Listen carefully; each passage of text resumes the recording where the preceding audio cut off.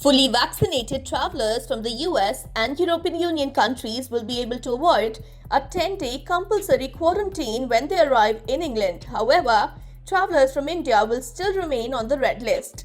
Travelers from France and India will have to stick to the 10-day quarantine rules even if they are fully vaccinated upon arrival in the UK.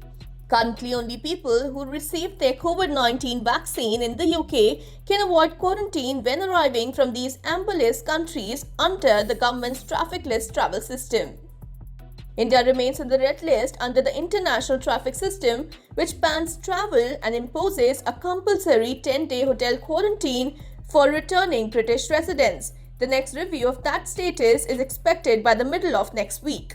However, with the Delta variant first detected in India continuing to be a dominant variant in the UK, India's status on the travel advisory remains uncertain.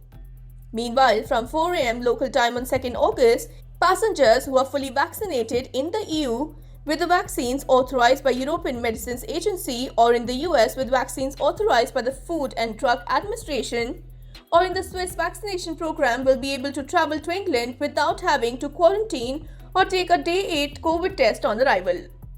These amber list arrivals who have been fully vaccinated in the US and EU countries will still be required to complete a pre-departure test before arrival into England, alongside a PCR test on or before day 2 or after arrival. France continues to remain outside this ambit amid a surge in beta variant cases in the country. So what do you think about India remaining on the red list even as UK lifts quarantine for vaccinated EU and US travelers? What are your views on the story? Share with us in the comments below. Your voice matters to us.